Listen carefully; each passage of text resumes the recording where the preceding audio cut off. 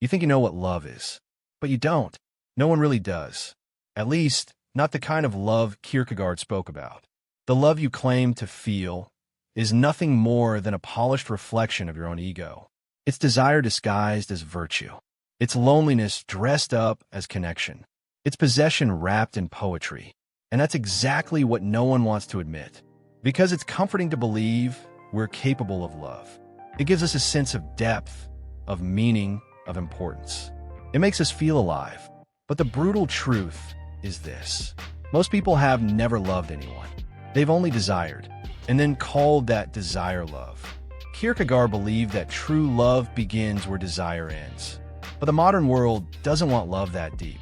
We want dopamine, not devotion. We want butterflies, not burden. We want something that feels like love, but doesn't cost us anything real. Modern love is a trade of mirrors. I'll love you as long as you reflect back to me the version of myself I like the most. It's a fragile deal. The moment the mirror cracks, when the other person shows their human, raw, annoying side, the illusion shatters. And suddenly, we say people change. No, they don't. You just stopped hallucinating. You fell in love with the reflection, not the person. Kierkegaard called this aesthetic love. Love of the senses, of excitement, of self-indulgence. It's the kind of love that burns bright but dies fast. It consumes, but it never creates. It's not a bond, it's a performance. He wrote, "The one who loves only through feeling lives in a dream. He never wakes up to what love truly is." And maybe that's our real fear. Not losing love, but waking up from the illusion of it. Because waking up means facing the void inside us. The one no person can fill, no matter how much we want them to. True love, Kierkegaard said, is born out of that void. It's born when you look at another person and realize they will never complete you, and still, you choose to love them anyway. Because love isn't about finding the one who fills your emptiness. It's about standing in the emptiness together and saying, even here, I choose you. Everyone talks about wanting intimacy, but the truth? We fear it. We run from it. Because real intimacy isn't the soft music and warm light we imagine. It's exposure. It's standing completely naked, not in body, but in soul. To be intimate is to be seen, and to be seen is to risk rejection. That's the nightmare we disguise as romance. Kierkegaard said that love demands vulnerability, a willingness to let someone see the parts of us we spend our entire lives hiding. But how many of us can truly do that? We crave closeness, but on our terms. We want to be loved, but not known. Because to be known is to lose control of the image we've built of ourselves. So we construct relationships like mirrors, not windows. We show what's beautiful, hide what's broken, and pray that they never look too closely. But love, real love, is about truth, not comfort. It's the fire that burns away the masks, the silence that forces you to hear yourself. And that's why we run, because truth is terrifying. It demands that we surrender our illusions, the stories we tell ourselves about who we are and what we deserve. We say, I just want someone who understands me, but we don't even understand ourselves. How could they? We think we want deep connection, but the moment someone touches the wound, we call them toxic and retreat. Because love reveals what therapy can't, the depth of our inner fractures. Kierkegaard believed that this fear of intimacy is rooted in despair, the despair of being ourselves. We wear personalities like armor, hoping to be loved for the performance, because we secretly believe the real us is unlovable. So when love comes too close, when someone looks at us and sees through the mask, we panic, we sabotage, we disappear. That's the paradox of love. We crave the very thing that terrifies us. We want someone to enter our darkness, but we've locked every door. We want someone to see our soul, but we keep the lights off. And yet, Kierkegaard insisted, this fear is the doorway, because only when love threatens to break us do we glimpse what love actually is. It's not two perfect people meeting in harmony. It's two broken beings choosing to stay, even when the other person's brokenness mirrors our own. Real intimacy is chaos embraced. vulnerability without guarantee, faith without proof. It's not something you fall into. It's something you build, brick by fragile brick, truth by uncomfortable truth. Because love isn't about finding peace in someone else. It's about finding the courage to bring peace into the places inside you. That love exposes. Love is not a feeling. That's the first lie we must bury. Because feelings fade. They're like the tides, rising, falling, shifting with the moonlight of circumstance. But Kierkegaard, he dared to say something most people today cannot stand to hear. Love is a choice, not a sweet, romantic choice. A terrifying, deliberate one. The choice to remain when every instinct screams to run. The choice to give when the heart feels empty. The choice to forgive, even when the wound is still bleeding. That's not sentiment. That's strength. That's the kind of love that doesn't make it to movies because it's too raw, too human. Kierkegaard called this the leap of faith.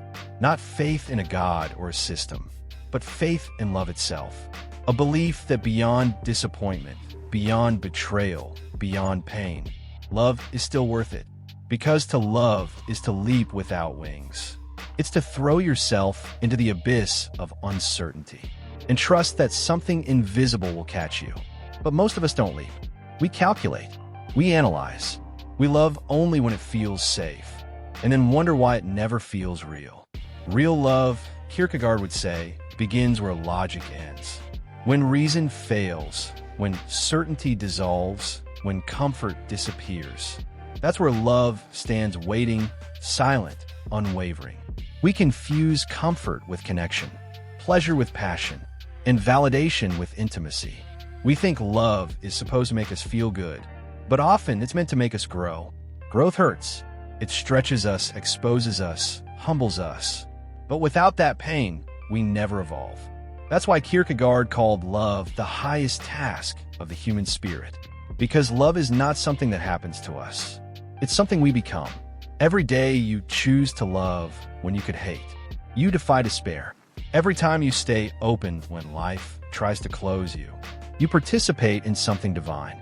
Love is not a reward. It's a responsibility. It's the silent rebellion against the coldness of the world. It's the moment you decide that compassion is stronger than pride. To love in a world built on ego is an act of war. And Kierkegaard believed that this war, this inner battle, is the only one truly worth fighting. Because in love, we meet ourselves, our weakness, our fear, our hunger to be seen, our endless craving for control. But love strips that away. It doesn't ask for your best version. It asks for your true one. And that's why it feels like death, because it is. Love is the death of the ego. And from that death, something sacred is born. A love not built on emotion, but on understanding. Not on possession, but on presence. Not on needing, but on knowing. Kierkegaard wrote that to love is to stand alone before the eternal. It means to accept the other person as they are, not as a source of happiness, but as a mirror of your soul's courage. When you love this way, you're no longer looking for someone to complete you. You are learning to walk beside them, as two pilgrims, lost in the mystery of existence, finding peace not in perfection, but in shared imperfection. That's what Kierkegaard meant by faith beyond feelings. Love isn't a spark. It's a vow you renew every time life tests it. So if you want to love like Kierkegaard, don't ask, how do I feel? Ask, what do I choose? Because love, real love, is not found. It is built, day by day, choice by choice, faith by faith. Pain is not the enemy of love. It's the evidence that love is real. We spend our lives running from pain, burying it under distractions, numbing it with comfort, disguising it with pride. But Kierkegaard warned us, to love is to suffer. Not because love wants to hurt us, but because love reveals us. It strips away the illusions we build around our hearts.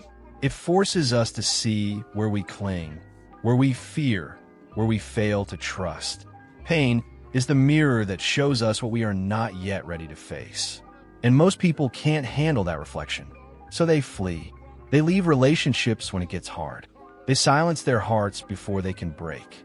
They call it moving on, but it's not growth. It's escape. Love, in its truest form, does not protect you from pain. It walks with you through it. It teaches you how to endure without becoming bitter. It transforms suffering into understanding and heartbreak into wisdom. Because love isn't about happiness. It's about wholeness. And wholeness cannot exist without fracture. The Japanese call it kintsugi, the art of mending broken pottery with gold. The cracks remain visible, but now they shine. That's what real love does to the soul. Kierkegaard wrote, "Only the person who has known despair can truly love." Why? Because only those who have fallen apart understand what it takes to stay. Despair purifies love. It burns away the selfish parts, the need to possess, to control, to be validated. It leaves behind something quieter, something sacred. We want love to feel like paradise, but Kierkegaard said it's more like a pilgrimage. You walk barefoot through your own contradictions. Every step cuts, every mile humbles, but somewhere along the road, you begin to change. Pain teaches you patience. Loss teaches you gratitude. Distance teaches you presence. And heartbreak teaches you humility. It's through breaking that you finally understand what it means to hold. You realize love was never about getting something. It was about giving yourself away and surviving the emptiness that follows. The pain of love is not punishment. It's purification. It shapes your character, deepens your empathy, and awakens your capacity for compassion. We think love dies when it hurts, but Kierkegaard believed the opposite. Pain is the pulse that keeps love alive. Because when everything is easy, you don't need faith. When everything is smooth, you don't learn endurance. And when everything is comfortable, you never discover the depth of your devotion. Pain tests the heart. It asks, do you love because it feels good or because it's true? That's a question most people never answer. They confuse comfort for connection and call fear self-respect. But if you can stand in the storm, if you can love while trembling, if you can forgive when no one is watching, then you have understood something divine. Pain is the gatekeeper of genuine love. You can't bypass it. You can only pass through it.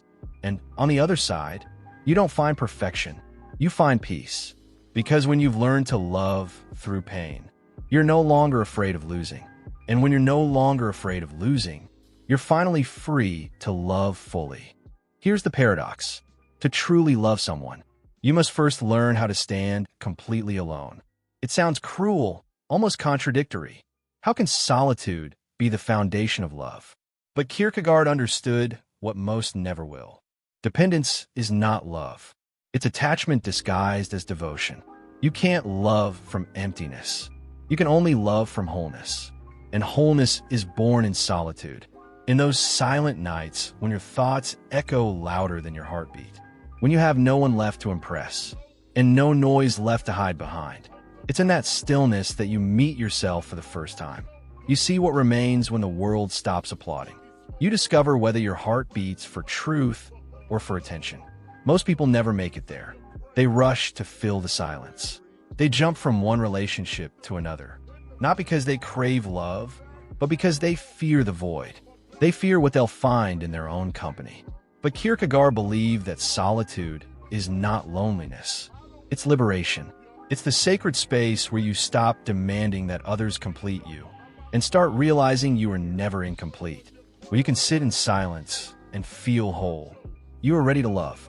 Not because you need someone, but because your heart is overflowing. That's the love that doesn't suffocate. That's the love that breathes. Because the truth is, most people love like drowning men. They cling, they grasp, they pull others under, in their desperation to stay afloat. But the one who has learned solitude, he swims, he floats, he gives love without needing it to be returned. Solitude teaches you to give freely, to love without ownership, to understand that another soul is not a possession, but a presence. And this is where Kierkegaard's brilliance shines. He knew that true love requires distance. Not physical distance, but spiritual space. A relationship where both can stand firm in their individuality, yet choose to walk together anyway. Think about it. If two flames burn too close, they consume each other. But if they burn side by side, they illuminate the room. That's what solitude does. It gives your flame room to breathe. It teaches you that love is not about merging into one, but about dancing in harmony as two. Two souls, two paths, two independent beings who share a single rhythm. When you can be alone and still feel complete, you no longer demand that love fills your emptiness. You simply share your fullness. And that's the kind of love that doesn't collapse when tested. It stands even when the world falls apart. Kierkegaard once wrote, "The greatest hazard of all, losing oneself, can occur very quietly in the world, as if it were nothing at all." That's the danger of love without solitude. You lose yourself trying to keep someone else. You trade your identity for connection. And when a relationship breaks, you shatter with it. But when you have learned solitude, when you've faced your own darkness and found peace within it, you no longer fear loss, because you've already met the version of yourself that survives without anyone. That's the kind of love that transforms rather than consumes. That's the love that Kierkegaard called a divine madness. Not possession, but participation. Not need, but surrender. To love deeply, you must first walk through solitude, because only the one who has mastered being alone can love without fear. And that, perhaps, is the highest form of love. The love that chooses, not clings. The love that frees, not binds. The love that remains, even in silence. So if you find yourself alone, don't see it as punishment. See it as preparation. The silence is teaching you how to hold someone, without losing yourself in the process. Because in the end, the paradox of love is this: you can only unite with another soul when you've already become whole on your own. So here we are, after all the heartbreaks, illusions, and quiet revelations, standing at the edge of love's greatest truth. To love is to risk everything. Kierkegaard believed that real love is an act of faith, a leap into the unknown without the safety of guarantees. Because love, at its core, is chaos dressed in beauty. It's walking into a storm knowing you could drown, and doing it anyway. Most people avoid this kind of love. They want control. They want certainty. They want promises that can't be broken. But love isn't a contract. It's a surrender. It's the courage to open your heart, knowing it can bleed. Think about it. You can build walls so high that no one can hurt you. You can stay safe, untouched, unscarred. But behind those walls, you will also never feel alive. Because to avoid pain is to avoid love. And to avoid love is to avoid life itself. Kierkegaard wrote that despair is not losing someone. It's losing the ability to love at all. The moment your heart becomes afraid to feel, you've already begun to die while still breathing. The world teaches us to play it safe, to guard our hearts, to love with conditions and checklists. But that's not love. That's a transaction. That's fear pretending to be wisdom. True love requires madness. The kind of madness that says, I know this could destroy me, but I will love anyway. Because the heart was never made for safety. It was made for meaning. And meaning is born from risk, from falling and rising again, from breaking and learning that even shattered glass reflects light. You see, courage and love isn't about never being hurt.